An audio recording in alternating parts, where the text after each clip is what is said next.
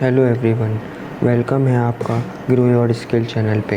ये पीएचपी की 11वीं वीडियो है। इस वीडियो में हम देखेंगे कि कंपैरिजन ऑपरेटर क्यों बनाए जाते हैं और इनका यूज़ क्या होता है पीएचपी में। तो लेट्स स्टार्ट।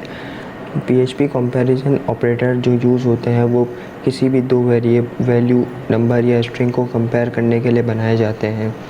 बेसिकली इनका बनाने का मकसद किसी भी दो वैल्यूज़ को या मल्टीपल वैल्यू को कंपेयर करना होता है।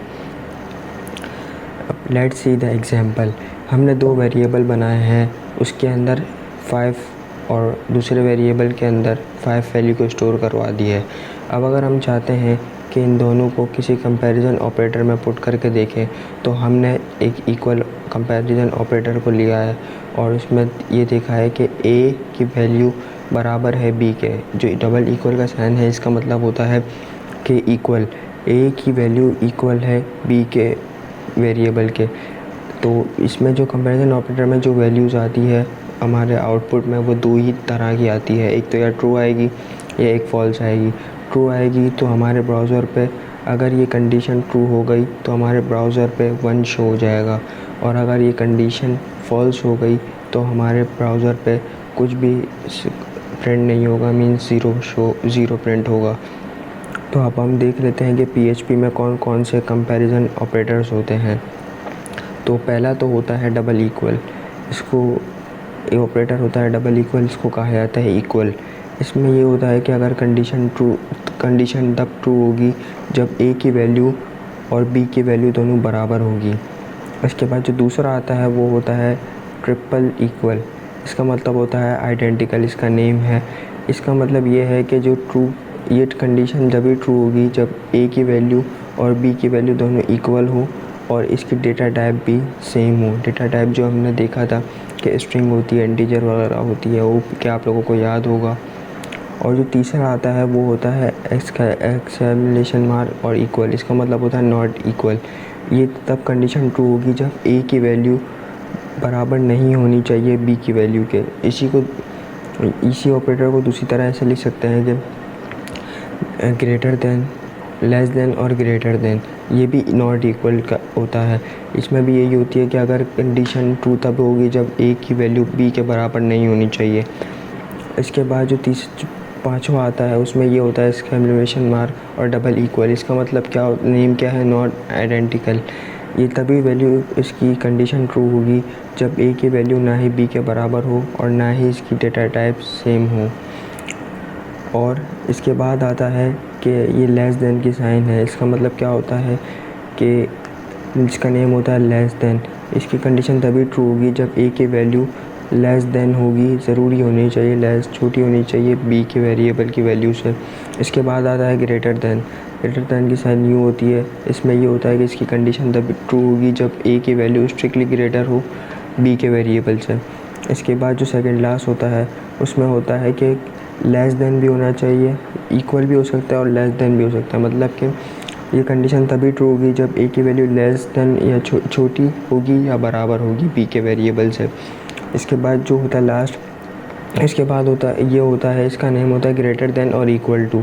ये इसकी कंडीशन तभी ट्रू होगी जब ए की वैल्यू बड़ी होगी या इक्वल होगी बी के वेरिएबल से। इसके बाद जो लास्ट ऑपरेटर है ऐसा कंपैरिजन ऑपरेटर, वो PHP 8 के बाद 8 में मौजूद है। इससे पहले के वर्जन में नहीं, ये 8 के बाद आया है।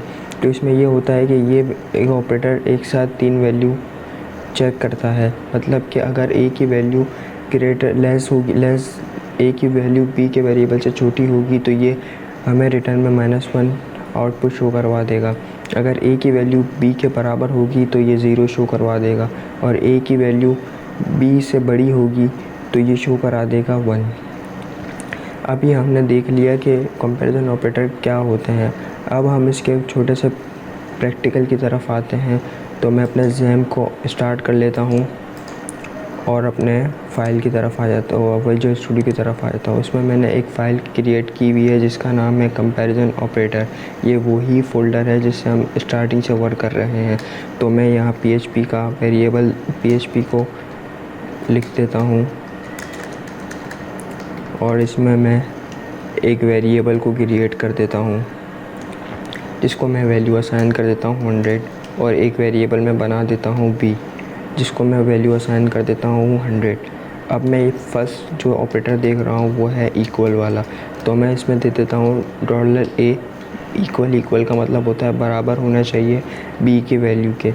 तो इसको मैं अपने ब्राउज़र पे देखता हूँ कि क्या मुझे शो कराता है। तो हम अपने ब्राउज़र की तरफ आ जाते हैं और यहाँ पे अपने लोकल होस्ट को लिख देते हैं और इसमें जो हमारी फ़ाइल का नाम है, ये देखिए PHP कोर्स और कंपैरिजन ऑपरेटर। तो इसने देखें कि यहाँ पे 1 शो करा दिया, इसका मतलब है ये कंडीशन बिल्कुल ट्रू है, तो ये 1 जनरेट हो गया हमारे आउटपुट में। अब हम ये देख लेते हैं कि हम इसको नॉट इक्वल करके देखते हैं। तो मैं इसको ये ब्राउज़र पे देखूँगा तो ये कुछ भी शो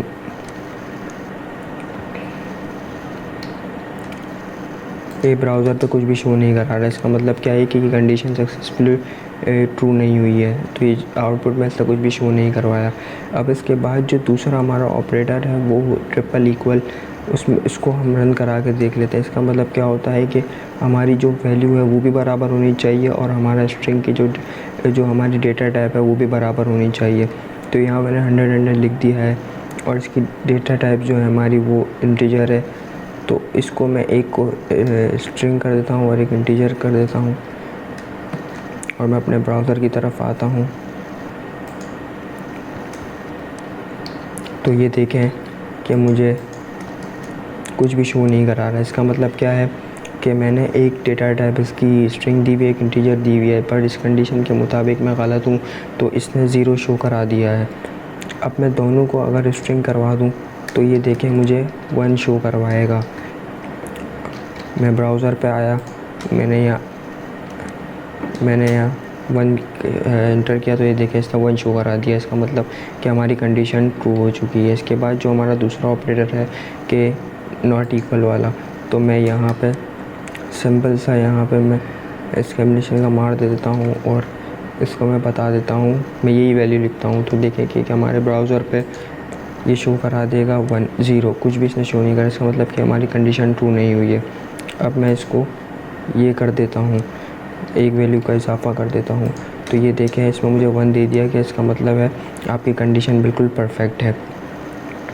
इसके बाद दूसरी जो आती है ग्रेटर वाली, वो हम ट्राई कर लेते हैं। अब मैंने यही वैल्यू में मैं इसको खाली ऑपरेटर चेंज कर देता हूँ और यहाँ लिख देता हूँ ग्रेटर का। इसका मतलब क्या है कि ये कंडीशन तभी ट्रू होगी और हमारे ब्राउज़र पर तभी 1 शो होगा जब a की वैल्यू b से बड़ी होगी। अभी फ़िलहाल है छोटी, तो हमारे ब्राउज़र पे ये कुछ भी शो नहीं करवाएगा। तो ये देखिए इसने कुछ भी शो नहीं करवाया।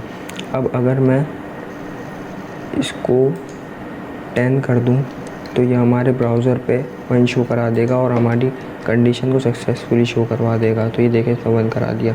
अब इसके बाद मैं ये देखता हूँ कि जो हमने लेस देन वाला देखा, लेस देन की साइन हम देख लेते हैं। इसका मतलब क्या होगा कि a की वैल्यू छोटी होनी चाहिए b से, तो अभी बड़ी है, तो यह हमें देखें कि ब्राउज़र पे कुछ भी शो नहीं करवाएगा। अब मैं इसको बड़ी कर देता हूँ b की वैल्यू को, तो ये हमारे ब्राउज़र पे 1 शो करा देगा। इसका मतलब हमारी ये कंडीशन बिल्कुल परफेक्ट हो गई है। अब इसके बाद जो हमने ऑपरेटर देखे कि ये बिल्कुल इजी सा टॉपिक है, इसमें कोई इशू वाली बात नहीं है। चैम्पियन लोग हैं, आप लोग समझ जाएंगे फ़ौरन। और जो हमारा आखिरी ऑपरेटर है, जैसे कि उसको हमने नाम दिया था स्पेसशिप का, वो हम देख लेते हैं। तो मैं यहाँ पे सिंपल सा फर्स्ट लेस देन की साइन लगा दी, फिर इक्वल की साइन लगा दी और ग्रेटर देन की साइन लगा दी। अब ये हमारी कंडीशन क्या बन गई कि अगर हमारी a की वैल्यू b से छोटी होगी तो ये हमें -1 शो करा देगा। अगर a की वैल्यू b के बराबर होगी तो ये हमें 0 शो करा देगा और a की वैल्यू अगर b से बड़ी होगी तो ये हमें 1 शो करा देगा। अब हम ये देखते हैं कि हमारे ब्राउज़र पे ये क्या शो कराता है। तो इसने देखिए हमें -1 शो करा दिया। इसका मतलब क्या है कि a की वैल्यू छोटी है b से, तो इसका मतलब ये हमने टॉपिक का मतलब क्या है कि ये सक्सेसफुली रन कर रहा है स्पेसशिप ऑपरेटर। तो ये वीडियो यहीं तक ये टॉपिक थोड़ा इम्पोर्टेंट है, क्योंकि आगे हम जो देखेंगे वो कंडीशन देखेंगे। कंडीशन में जो हमारे हैं कंपैरिजन ऑपरेटर वगैरह बहुत काम आएंगे, तो आप इसको ध्यान से प्रैक्टिस वगैरह करिएगा।